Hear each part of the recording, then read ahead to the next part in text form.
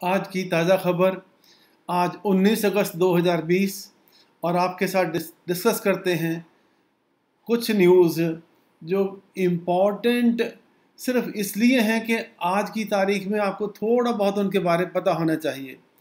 फिर दोबारा वही कहूँगा कि आज कोई ऐसी न्यूज़ नहीं है जो कि एग्ज़ाम के पॉइंट ऑफ व्यू से इम्पॉर्टेंट हो, पर उसके साथ कुछ एसोसिएटेड बातें हैं जो आपको पता होनी चाहिए, वो आपको मैं यहाँ पे बताऊँगा। चलिए शुरू करते हैं आज की खबर। Mister Rakesh Asthana, he has been appointed at director general of border security force. तो ये भी बी ग्रेड क्वेश्चन है, मैं इसे कहूँगा बी ग्रेड क्वेश्चन है, ये ए ग्रेड क्वेश्चन नहीं है। बहुत कम ऐसे क्वेश्चन एग्जाम में आते हैं, बट कभी कभार पूछ लिए जाते हैं, तो आपको इसके बारे में थोड़ी सी जानकारी होनी चाहिए। दैट्स इट, इससे ज़्यादा नहीं। और ये मिस्टर राकेश अस्थाना है, पहले सीबीआई में थे, उससे पहले गुजरात कैडर में थे। और बेसिकली आप ये भी पता होना चाहिए कि बीएसएफ, अब हमारे जो इंटरनेशनल बॉर्डर्स हैं उनकी प्रोटेक्शन के लिए कौन कौन सी ऑर्गेनाइजेशंस हैं वो आपको थोड़ा सा पता होना चाहिए। वो आपको बताते हैं कि BSF it was raised in 1965, जबकि हमारी पाकिस्तान के साथ लड़ाई हुई थी, 65 में वॉर हुई थी, तो उसके बाद to create first line of defence, क्योंकि ये भी आपको मालूम होगा कि हमेशा फ़ौज को बॉर्डर पे नहीं रखा जाता है और उसके लिए फ़ौज पीछे रहती है, क्योंकि अदरवाइज़ बॉर्डर के ऊपर तनाव बना रहता है। तो फर्स्ट लाइन ऑफ डिफेंस में फॉर्मेट में बीएसएफ पाकिस्तान और ईस्ट पाकिस्तान जिसे बांग्लादेश कहते हैं, इन दोनों बॉर्डर्स के ऊपर जो है बीएसएफ के जवान हैं वो तैनात रहते हैं, वो बॉर्डर की सुरक्षा में लगे रहते हैं। So this was created. इसके अलावा हमारे पास कौन कौन सी ऑर्गेनाइजेशंस हैं वो देखते हैं हम। जो है यहाँ पे एक आईटीबीपी है। आईटीबीपी इज़ एन ऑर्गेनाइजेशन जो कि इंडो तिब्बत, जो हमारा चाइना के साथ बॉर्डर लगता है, उसके ऊपर जो फोर्सेस हैं उन्हें आईटीबीपी कहते हैं, इंडो तिब्बतन बॉर्डर पुलिस वो कहते हैं। और Assam rifles, basically north east में जो स्टेट्स हैं वहाँ पे असम राइफल का रोल रहता है, और वहाँ पे जो स्टेट्स हैं जहाँ पे इंसर्जेंसी है उसको रोकने में भी असम राइफल की मदद ली जाती है। एसएसबी सशस्त्र सेना बल, ये पुरानी है, और नेपाल और भूटान के बॉर्डर पे they are guarding the borders with Nepal and Bhutan. तो 4 ऑर्गेनाइजेशंस हैं इंडिया की जो कि हमारे इंटरनेशनल बॉर्डर्स को प्रोटेक्ट करती हैं। ठीक है, सो इसके बारे में आपको थोड़ी सी जानकारी दी जो मैंने सोचा आपको पता होनी चाहिए। पंडित जसराज वोकलिस्ट थे, क्लासिकल वोकलिस्ट, और मेवाती घराने के ये वोकलिस्ट थे। ये क्वेश्चन ना वंस अगेन ऐसे क्वेश्चन एग्जाम में नहीं आते हैं, बट एक क्वेश्चन आया था, that was about Pandit Bhimsen Joshi. Pandit Bhimsen Joshi को भारत रत्न अवार्ड मिला हुआ है। ठीक है, तो जिसको भारत रत्न अवार्ड मिला है तो they are considered in the very first category. ये भी ऑलमोस्ट सेम कैलिबर के आर्टिस्ट हैं, वोकलिस्ट हैं। एंड ही हैज़ बिन, इन्हें पद्म भूषण और पद्म विभूषण मिला है। इन्हें भारत रत्न नहीं मिला, पर पद्म विभूषण अवार्ड इन्हें मिला है।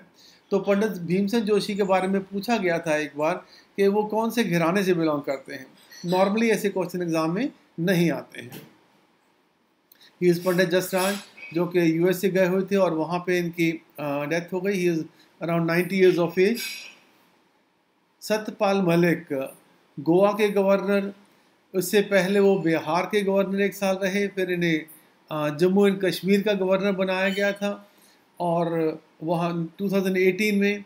और जब जम्मू एंड कश्मीर की डिवीज़न हुई लास्ट ईयर अगस्त में, तो उसके बाद उनको वहाँ से हटा के गोवा में अपॉइंट कर दिया गया। अब इन्हें मेघालय में भेज दिया गया है। सो पिछले 3 साल में 4 बार इनकी ट्रांसफ़र हो चुकी है। E portal launch for tribal health. Tribal affair minister mister Arjun Munda ने एक ई पोर्टल लॉन्च किया है, उसका नाम है स्वास्थ्य। तो ट्राइबल हेल्थ के लिए ना, how much this is important, ये इम्पॉर्टेंट पार्ट नहीं है। बहुत सारे पोर्टल लॉन्च हो चुके हैं आज की तारीख में, and it is very very difficult to recall and remember each and every portal also. तो बस एक छोटी सी जानकारी आपको देनी थी, that is what we have given. ओसोवॉक एक common platform for solar energy, उसकी फुल फॉर्म क्या है? One sun one world one grid. प्रधानमंत्री जी ने अपने 15 अगस्त के भाषण में कहा था one sun one world one grid, कि दुनिया भर में क्योंकि सूरज की रोशनी से बिजली पैदा हो सकती है, तो एक नेशनल ट्रांसनेशनल इलेक्ट्रिक ग्रिड बनाया जाए जिससे सब देशों को जो है बिजली की सप्लाई हो सके। एंड द टारगेट इज़ के to connect 140 countries through a common grid, ताकि सोलर एनर्जी की ट्रांसफ़र हो सके। So this is one world one sun one grid. It will take time to get into operation also.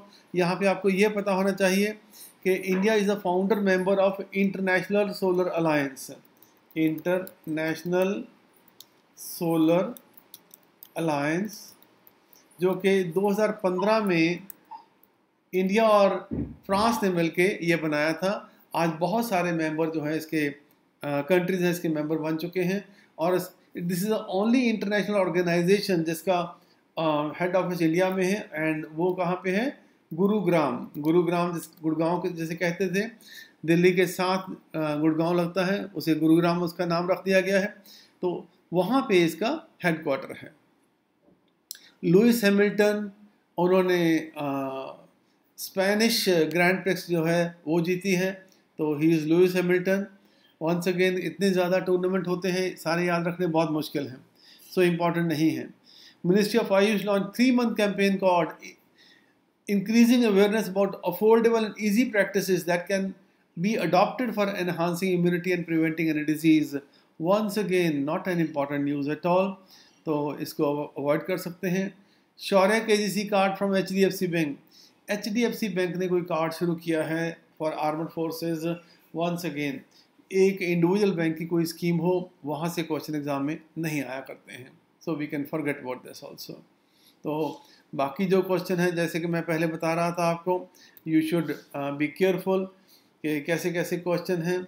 यहाँ पे जैसे मैंने बताया था आपको कि ये क्वेश्चन थोड़ा सा कह सकते हैं ये BC कैटेगरी में क्वेश्चन आ सकता है, बट वंस अगेन बहुत ज़्यादा इंपॉर्टेंट नहीं है। ये बाकी के क्वेश्चन हैं जो कि वहाँ पे दिखाए गए थे। Just have a look, but I am very sure कि these are not important question for the purpose of our examinations.